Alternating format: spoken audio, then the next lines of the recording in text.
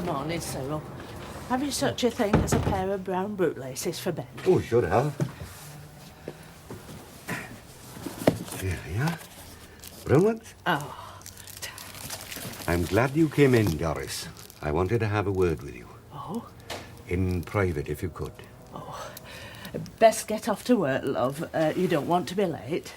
No need to wait for me. I want to pick up one or two things. Right then. Well, thanks, Mr. Watkins. Watkins. Cheerio, lad. Mind how you go now. I hope he didn't think I was pushing him out. Oh, it wouldn't enter his head. Now, what was it you wanted a word about? Yes, well, I understand there was a bit of unpleasantness yesterday with Harry. I'm very sorry. Oh, yes. Touchy, you know, about his ailments. Inclined to take offence when none is intended. Yes, well, I blame myself. I spoke out of turn. I didn't think he'd take it the way he did. Well, the last thing I want is trouble between us. We've been friends. I was telling Eira, Harry must have misunderstood. Yes, well, if I upset him, I'm downright sorry. I'd like to apologise.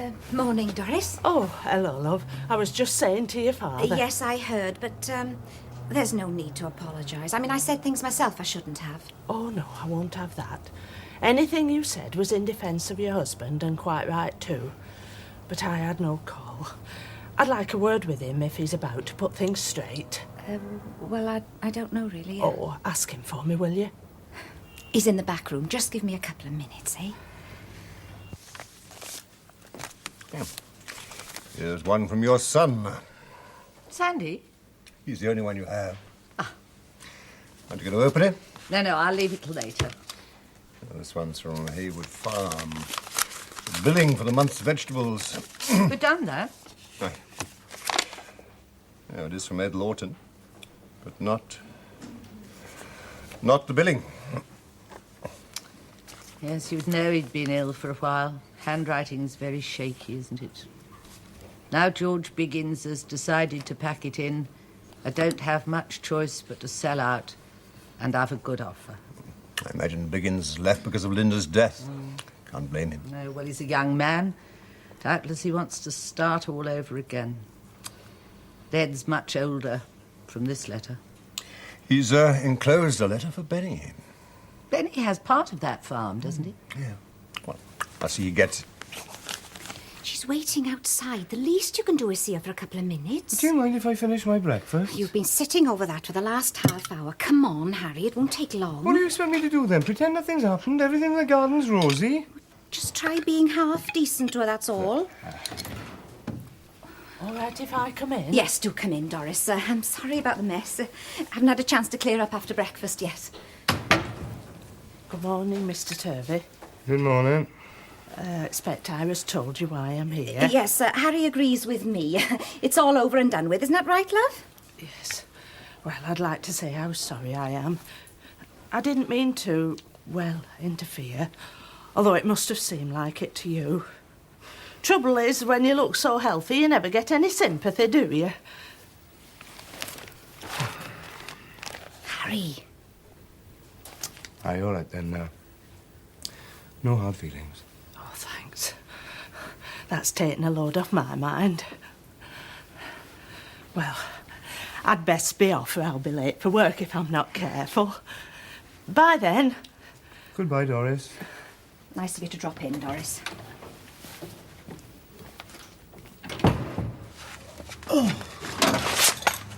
Yeah, well, there's not much we can strip off that little baby, that's for sure. Strip? Yeah, once we get the okay from the insurance guy, we can go into action. But what does he do then? In a case like this, I should think one look is enough. Right off. Oh, and what do happen then? Well, they pay the insurance guy, and we dump the wreck. Oh, that's good, isn't it? For some. But what about all the bits and pieces, though? The insurance bloke, do we get them? I don't think he'd get a silencer and 2 rear wheels in his briefcase. No, they don't collect bits and pieces. No, if the cover is more, and if it costs more to repair than it's covered for, they just dump the wreck. Well, it ain't too bad inside, is it? Well, without an outside, mate, it's not much help, is it? Hey, there's some stuff on the floor here. Eh? Huh? Oh. Hey, they must have come out of her handbag. Looks like the real thing, too. What? Gold. Very nice. The insurance bloke, do we get them, do we? No. I'll tell you what, take him into the office and give him to the governor. He'll know what to do. Oh, I'll just get this grease off my hands. Yeah.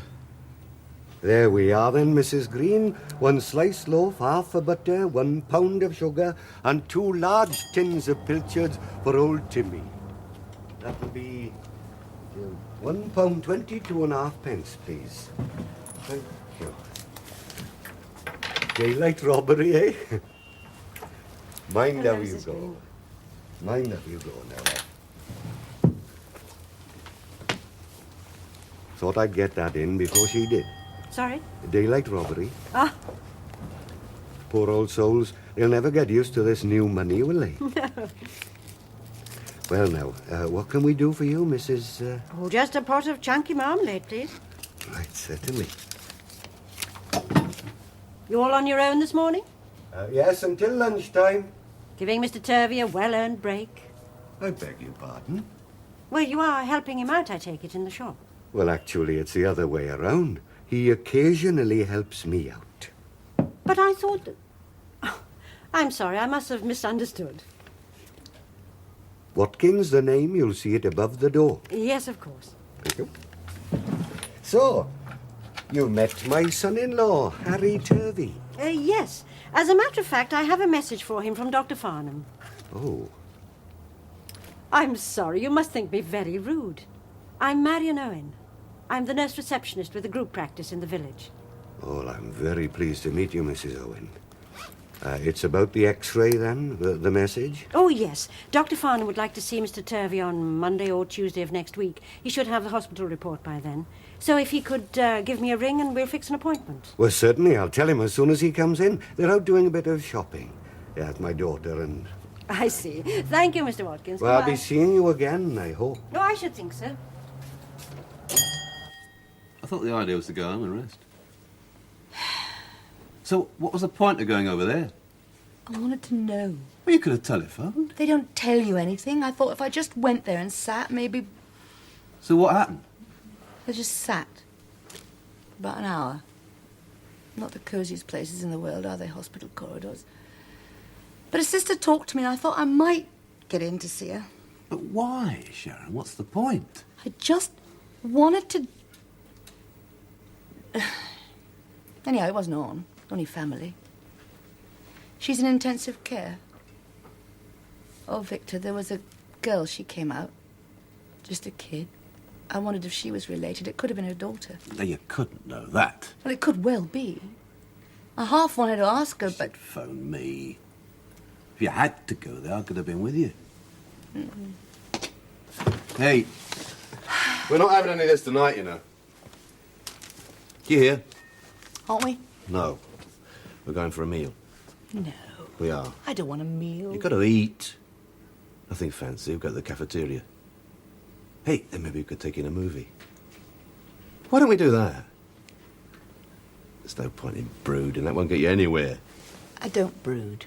I think. Whatever you like to call it. I think about ways I could have avoided... Oh, for pity's sake. She cuts across 2 lanes and smashes into you. How could you have avoided that? Even so... The police said there was no blame at all. And that makes it all right, does it? Enough to make you stop questioning yourself.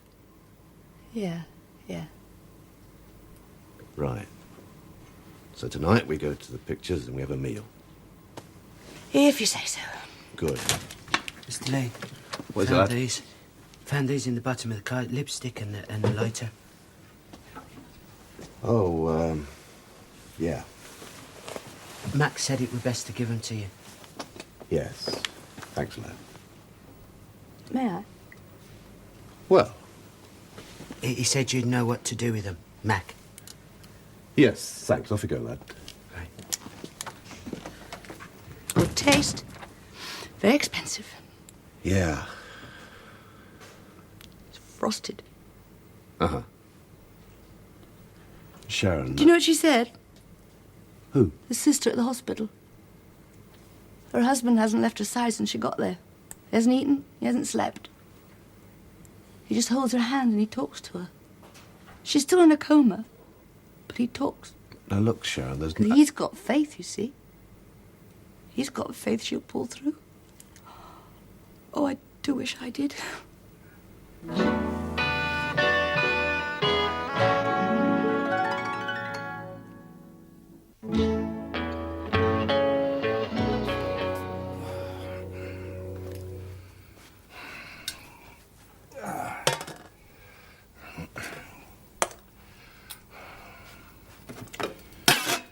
Oh, boy.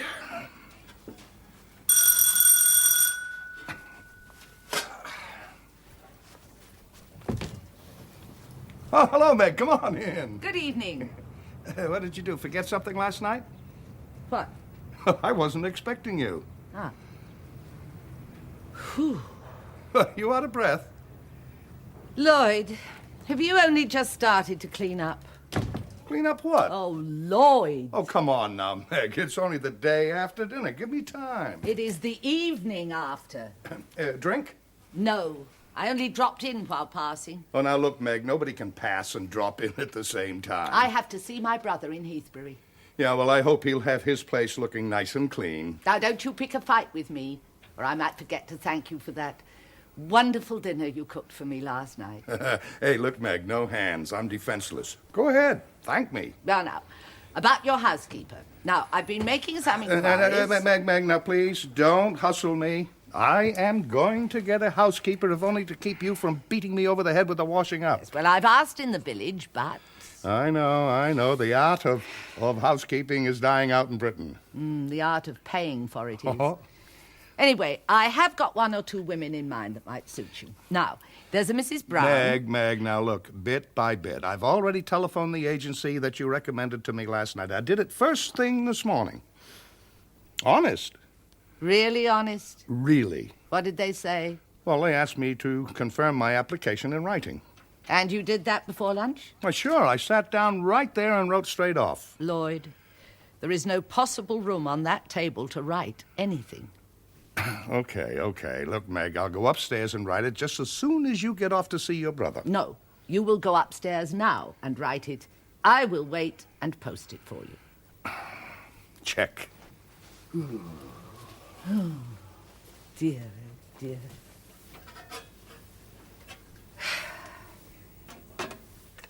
Right, now get your coat. No, I just finished this. Ah, come on. No, who's cracking the whip? You can wait till the morning. No, it can't. Hello. I saw the light on. The madam there in a frenzy of activity. Is Benny about? He left an hour ago. He's got the right idea. I have a letter for him. I've been walking around all day. It's slipped my mind. Oh, don't worry. I don't suppose it's anything urgent. I'll give it to him in the morning. Thank you. That, as they say, is that. I heard about your accident. Yes, Upsetting for you. just a bit. Any news of the woman? No change, that's what they said after lunch. Can't get into her head that she's not to blame. Not for want of trying. Even the police say Victor, that there's you've made your point. All right. It's an anxious time for you. Once she's off the danger list, you'll be able to come to terms. Yes, let's hope. Right, well, we're off for a meal and then we're going to the pictures. Good idea. Night. Good night. You ready? Just put my face on. How long is that going to take? 2 minutes. Timing you.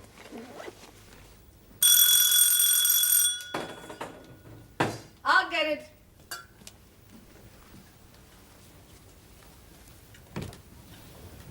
Oh, good evening. Good evening. Is Dr. Munro in? Yes? I haven't an appointment, but I believe he'd like to see me quickly. Ah, you're one of his patients. Do come in. No, I'm not. I'm not a patient. I'm not ill, I believe. You believe? Well, if you'd like to sit down, the doctor's just writing a letter. He won't be long. It seems there's no point in waiting. Pardon? You appear to have started. And you're doing the housework with your coat on. Is it a cold cottage always? No, I'm just clearing up while I'm waiting for the doctor. You're a patient. No? Okay, here we are, all written, signed, stamped, and ready for Well, hello there. Good evening. You're American. Yeah, sure. I didn't know that. Meg, aren't you going to introduce me to your friend? I can't. Hmm? She's visiting you. I'm Mrs. Mortimer, and this is Dr. Munro. My name's Barbara Brady. L. Barbara? No, just Barbara. How do you do? Oh, just great. I shouldn't be here unless Mrs. Mortimer has handed in her notice. But if she has, I've called to take the job.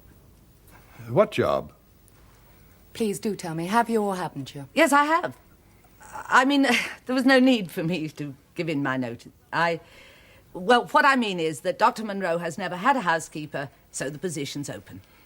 Listen, Meg, how come I get an applicant before I've posted the application? You find that question important? Yes, well, I'll just go on with the clearing up while you two interview each other, and then I'll hurry off to my brother. If you're in a hurry, leave the cleaning up to me.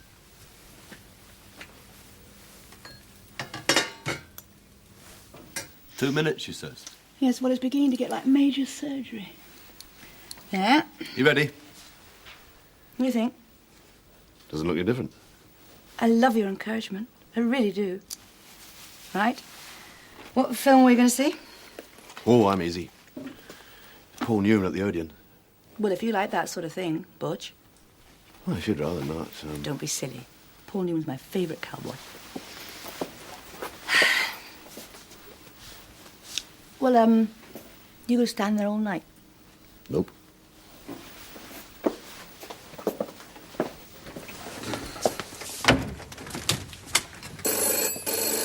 You should be so lucky. Let's answer it. Come on, we should have left an hour ago. No, Victor, please. I could wait till the morning. Maybe not. I gave the hospital this number. The hospital wouldn't ring you. But I am going to answer it. All right, if you insist. Hello. Yep. Not at the moment, no. Who is it? Well, first thing in the morning. It's for me, isn't it? Any message or anything? Oh, come on, Victor, let me talk. Yes, I understand. Victor, I want to know... Look, I'm dealing with this, all right? I'm sorry. Yeah. I'm very sorry. Yes, thank you for ringing. I'll tell her in the morning. Oh.